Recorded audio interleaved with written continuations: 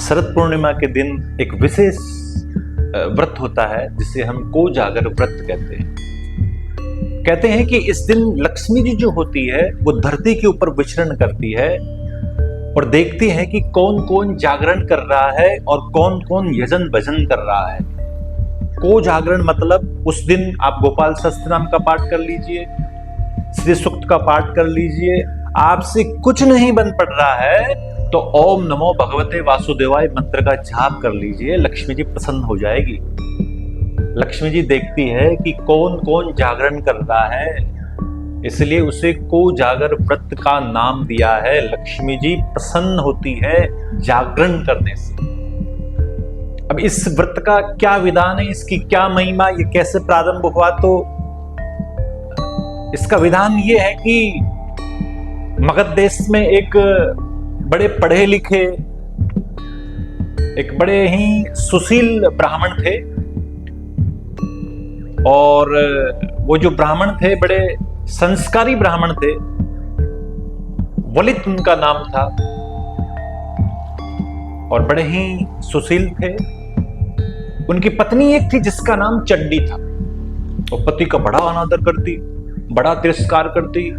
वो ऐसा कोई मौका ही नहीं छोड़ती कि उसके पति का अपमान हो जाए। पति बेचारा दुखी हो गया और विचार करने लगा कि इसको कैसे सुधारे। तो एक दिन की बात है कि श्राद्ध पक्ष के अंदर उस चंडी ने अपने कुल के पितरों को फेंक दिया।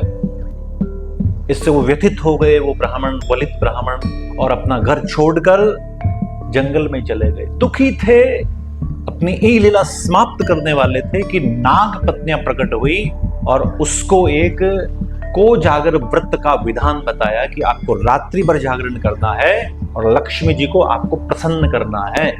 उसने नियमों का पालन किया और जागरण करते हुए उसने लक्ष्मी जी को प्रसन्न किया। लक्ष्मी जी प्रसन्न हो गई, उसके धन धान्य की वृद्धि हो गई और उसकी पत्नी को भी सद्बुद्धि आ गई। इसलिए इस दिन इस व्रत का पालन करिए। और सबसे बड़ा विधान है कि इस दिन लक्ष्मी जी की पूजा के साथ साथ इंद्र की भी पूजा होती है। भोर के समय आप स्नान ध्यान से निवृत्त होकर ठाकुर जी के सन्मुख बैठिए, उनको स्नान कराइए, लाल पुष्प से उनका पूजन करिए, अक्षत से, कुमकुम से, चंदन लगाइए उनको, और उसके बाद भोर में ही एक बार खीर का भोग लगा दीजिए। फिर उसके बाद सांझ के समय आप अपने यजन भजन के अंदर एक अनुष्ठान जोड़ लीजिए। गोपाल सहस्त्रनाम का पाठ करिए, श्री सूक्त का पाठ करिए, कुछ नहीं तो ओम नमो भगवते वासुदेवाय मंत्र का जाप करिए और खीर का भोग लगाइए। याद रहे, जब खीर बन जाए तो सफेद महीन वस्त्र से उसको ढकना है और खुले आसमान के नीचे उसको रखना है। जब खीर बन जाए तो उसके अंदर एक चांदी की अंगूठी छोड़ दीजिए जो बिना पहनी हुई हो। ये उसका सबसे बड़ा विधान है। और दूसरे दिन भोर के अंदर भोर ब्रह्म मुहूर्त में 4 बजे से लेकर 5 बजे के बीच में उस प्रसाद को पाना है। एक दिन थोड़ा जल्दी उठ जाइए।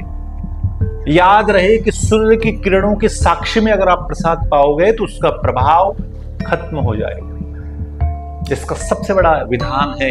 लक्ष्मी जी उस दिन धरती पे विचरण करती है, लक्ष्मी जी अपनी कृपा बरसाती है। और याद रहे कि इस शरद पूर्णिमा के दिन ही भगवान ने गोपियों के साथ महारास किया था। इसलिए एक दृष्टि में यह भी महत्वपूर्ण है।